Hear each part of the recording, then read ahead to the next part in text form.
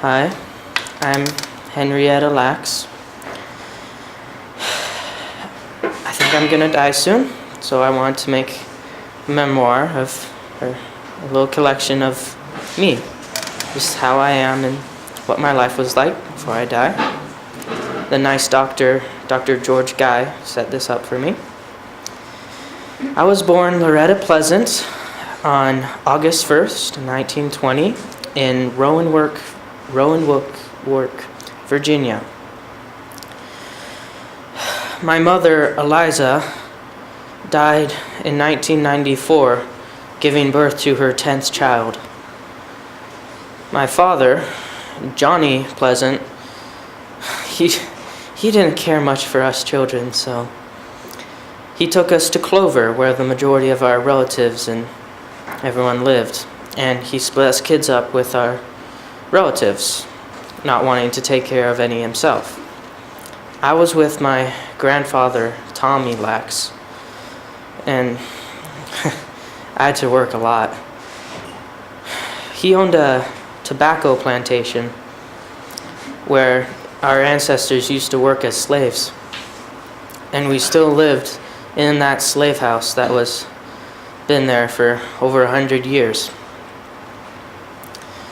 So every day we'd wake up at 4 in the morning and go feed the cows and chickens and pigs, then have a small breakfast of usually just bread, and go out in the fields and work all day, picking, planting, or weeding, depending on the season. My cousin, David Lax, everyone just called him Day, he lived there with me. He was two or 3 years older than I was, and we shared a room since I first went there as a 5-year-old. So we picked the tobacco. That's how we made our living. We scraped by each year. We'd go down to the bay and sell our tobacco once a year. There were tons of farmers there and tons of tobacco, so we didn't always sell it all. So the rest that we didn't sell, we usually ended up using as our beds for the night. Then we'd ride our wagon all the way back up to the farm and start a new crop.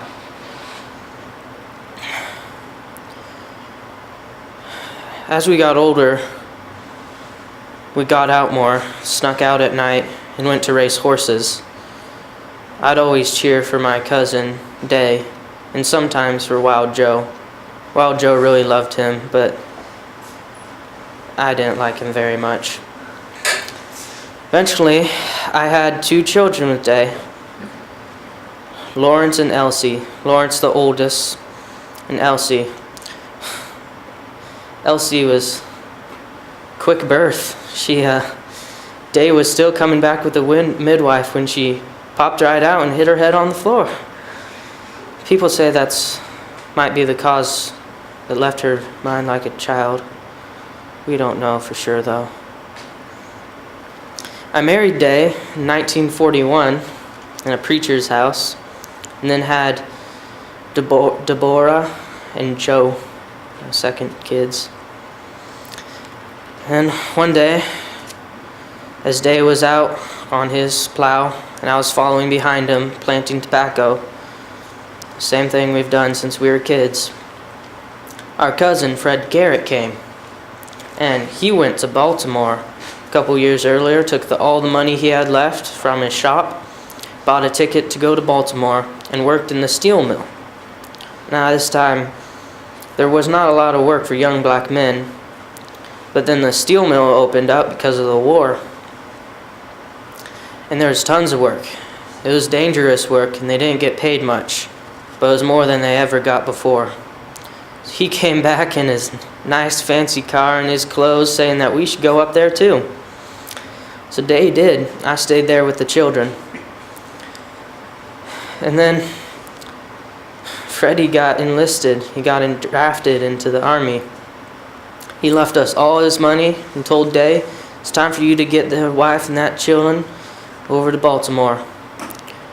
So with a child on each hip, 2 following behind, I set out for Baltimore.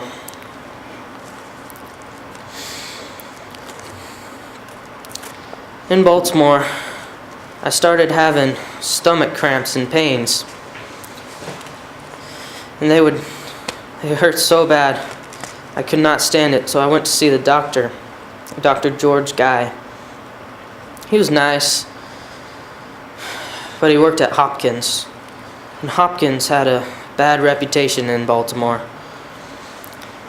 It's always said when we were children to be out of the streets and on the step before dark, otherwise Hopkins might get you.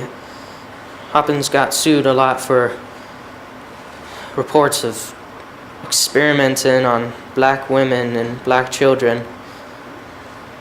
Nothing can be confirmed, but everyone knows about it. So we stayed away from there. But I had no choice, so I went to Hopkins, and turned out I have cervical cancer. Well, it was the cause of all my pains. And so they chose radiation treatment. It was not very pleasant, and it started burning up my body and causing me more sore than before. But it got rid of the cancer, they said, so I went home, continued my life cooking and feeding the children, taking care of Day when he got home from the steel mill. But then I got another pain, and it kept building and building, and it got worse than before. And I was bleeding, and it wouldn't stop. So I went back to Hopkins, and the cancer had come back and spread. It was everywhere within my body. Doctors said they were like pearls, little hard pearls growing on most of my lower organs. So I continued getting radiation treatment. Once a day, Day would drop me off at the hospital. I'd go into the room, sit down, to give me a radiation treatment. I ended up tattooing 2 dots on my abdomen, right here. That way they could tell where to aim the radiation to not burn my skin too much. They'd move around those dots and not hit the same spot twice. And then after I'd go for my radiation, I'd walk over to Margaret's house, friend Margaret, and we'd talk for a while until Day came and picked me up and took me back home. I did this every day for 3 or 4 months. I asked the doctor when I could have kids again. As it turns out, the radiation treatments left me infertile. So I was done having children. And going to Margaret's got a lot tougher every day. One time I fell down and it took me nearly an hour to walk over. From then on I took the taxi. And one day I was sitting in Margaret's room and showing them the results of the treatment. My stomach is black as tar. I feel that blackness be spreading all inside me. And all I want is for my children to be happy and continue living.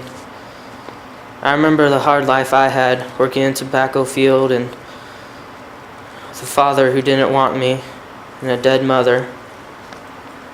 And then Elsie, my second and youngest. As I said, people thought she was simple, and when she was 14 she had to go to a hospital and I could only see her once. And she died when she was 18.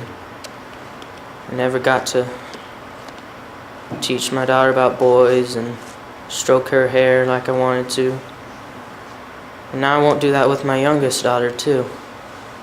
Because I tell him the doctor's going to fix me right up, but I don't know about that. I don't know how long I'm going to last. I can feel it spreading inside me. My stomach's turned black and it's getting more painful every day. I can hardly walk. Recently, I've just been permanently placed in the hospital. They think I get better. They keep saying I get better, but I don't know. Lord, it feels like I won't. Day, I just want you to take care of the children. Don't let them starve. Don't let nothing bad happen to them. Bye.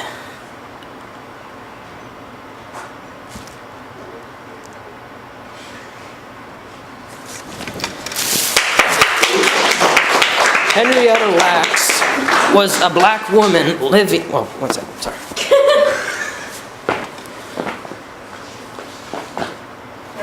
Henrietta Lacks was a black woman living in the 40s. And that wasn't the best time to get treatment from doctors, where it's pretty racist and they could only go in the colored sections. Now, John Hopkins was the founder of Hopkins Hospital. It was set up as a charity hospital, which was supposed to be free treatment for anyone who walked in, except those who can pay. And the stories turned out were true. They would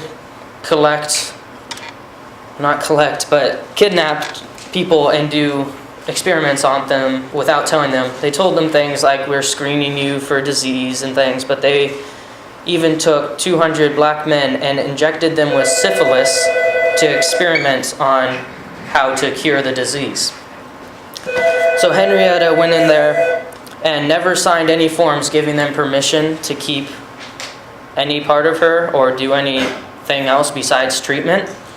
But Dr. George Guy was looking into creating immortal human cells, which human cells cannot live outside the human body. You can grow them for a short time in culture, which is in a petri dish in a lab, but they do not survive. He's been trying to search for cells that would survive, because if you can keep a culture of human cells alive, that would open up a huge possibility for experimenting and crossing and genetics that would cure hundreds of diseases. And it did. He took a sample of her cervix, the cancerous part, and while still cancerous, it retained the basic similarities to a human cell still, so it was able to be experimented on. So she had no idea that he did this. The family didn't know. And he kept them and grew them, and they grew like crazy. They just kept multiplying and splitting, and turns out that by today, her cells that have been grown in laboratories weigh trillions times more than the cells in her body actually ever did. And Dr. George Guy, he gave away the cells for free, but then companies started producing them, mass production, because scientists were all over were clamoring for them, and they made millions off of it. They made millions, but her children still till today cannot afford health insurance. Thank you.